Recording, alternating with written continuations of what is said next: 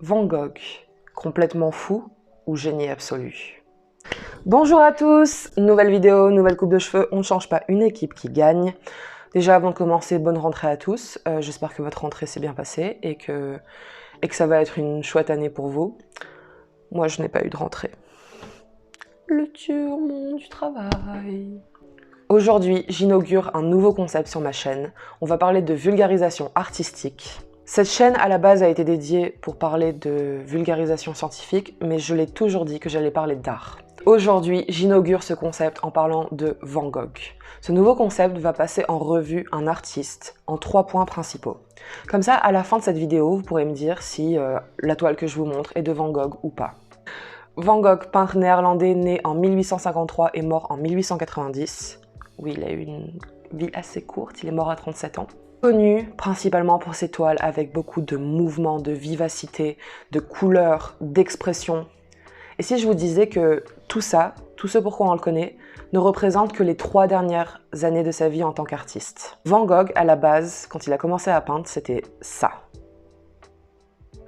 Donc, rien à voir. Et le premier point dont j'aimerais vous parler, quand on parle de Van Gogh, ce qu'on doit se dire immédiatement, c'est expressionnisme. Donc je vais vous expliquer maintenant ce que c'est l'expressionnisme, mais avant ça, on va brièvement parler d'impressionnisme et de l'art classique. Pendant des centaines d'années, l'art, c'était juste des scènes de Bible, des scènes de bataille, où on voulait représenter ces scènes de la façon la plus réaliste possible. Et au bout d'un moment, les peintres, ils se sont dit, bah, on a marre un peu. On a marre de parler de scènes de Bible et de bataille. Nous, ce qu'on veut représenter, c'est juste des scènes de vie. On veut représenter la nature. On veut représenter comment le caractère éphémère de la lumière interagit avec les couleurs. On veut représenter la nature. Elle est belle, elle est majestueuse. Et c'est de là qu'est né l'impressionnisme. Mais Van Gogh, il s'est quand même dit « Fuck it ». Moi, dans mes toiles, je veux que ce soit moi. Je veux que quand on regarde une toile, on se dise « on est dans la tête de Van Gogh ». L'impressionnisme voulait dépeindre le monde qui entoure les artistes avec une vision conservatrice et traditionnelle. Et Van Gogh, lui, il s'est dit « non, non, dans mes toiles, je veux qu'il y ait mes sentiments.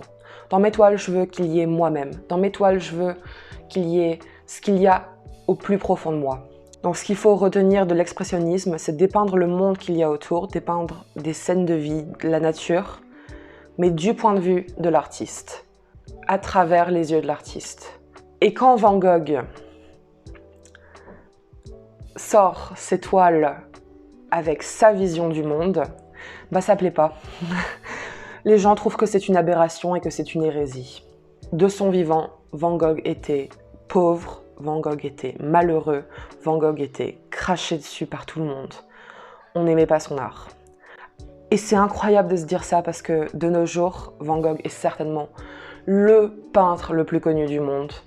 Vraiment, il a inspiré tellement de personnes, il continue même à ce jour d'inspirer des gens comme moi, vous pouvez le voir. Van Gogh est en moi. Prenons sa toile la plus connue, La Nuit étoilée. Quand on regarde La Nuit étoilée, de nos jours, on se dit « Waouh, c'est magnifique, c'est une toile absolument incroyable ». Mais quand il l'a peint en 1889, les gens étaient là en mode « Mais quand on regarde le ciel, il n'y a pas ces mouvements, il n'y a pas ces turbulences, c'est pas perceptible à l'œil nu ». Et Van Gogh, il était là en mode « Mais moi, c'est comme ça que je vois la nuit. Moi, je regarde la nuit, je vois ça, donc je peins ça ». Et c'était pas du tout accepté. Pas du tout accepté. En fait, je pense que les gens étaient beaucoup plus pudiques à l'époque de Van Gogh. On refoulait les sentiments, surtout chez les hommes, je pense, parce que les sentiments, la sensibilité, c'était un truc de femme.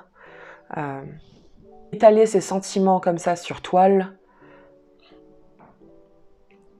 bah ça le faisait pas trop.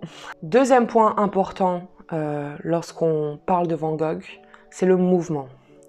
C'est la violence, mais d'une façon belle. Je sais pas trop comment l'expliquer. Une image vaut mieux que 1000 mots. Si on regarde ces toiles, si on regarde ces toiles, ce qui saute à l'œil, c'est ce mouvement. C'est comme si cet arbre-là qu'on voit, il danse, il bouge. Et pourtant, c'est une image figée, mais on le voit en mouvement. Cette image d'iris, eh ben, encore une fois, on dirait qu'elle danse. Les coups de pinceau, il y a une puissance, il y a une force, il y a une certaine violence. Et c'est ça qu'il faut retenir de Van Gogh. C'est ce mouvement et cette force. Troisième et dernier point que j'aimerais mentionner quand on parle de Van Gogh, ce sont les couleurs. Alors, l'utilisation des couleurs vives et de distinguer les objets de la couleur, c'est ce qu'on appelle le fauvisme. Et le fauvisme, c'est un des nombreux mouvements post-impressionnisme. Et c'est ce qu'on retrouve dans l'étoile de Van Gogh. L'ombre, elle n'est pas terne, elle n'est pas noire, gris foncé. Non, les ombres sont bleues, les ombres sont pourpres, les ombres sont vertes foncées. Elles ne sont pas noires. Les ombres ne sont jamais noires. Enfin, si vous peignez, vous ne peindrez jamais des ombres noires. Mais ça saute aux yeux dans l'étoile de Van Gogh. Les couleurs, la vivacité des couleurs, les contrastes, tout ce que je viens de dire, c'est vraiment la surface de ce qu'était Van Gogh et de ce qu'est son art. Mais comme vous pouvez le voir, je l'aime vraiment beaucoup. Je pense que j'ai parlé avec énormément de vie. Et du coup, petit quiz, dites-moi à la fin dans les commentaires si vous avez eu juste à ce quiz. Ce tableau, est-ce que c'est Van Gogh? Non! Si vous avez dit oui, vous n'avez pas écouté ce que j'ai dit. Ce tableau était de Monet. Ce tableau. Oui, c'était Van Gogh. Bien joué, vous êtes de bons élèves. Et enfin, ce tableau. Encore une fois, bien joué. J'espère que cette vidéo vous aura plu. Moi, j'ai kiffé la faire, mais genre vraiment. N'hésitez pas à me dire ce que vous en pensez dans les commentaires. J'espère que ce format vous a plu et peace, on se voit bientôt.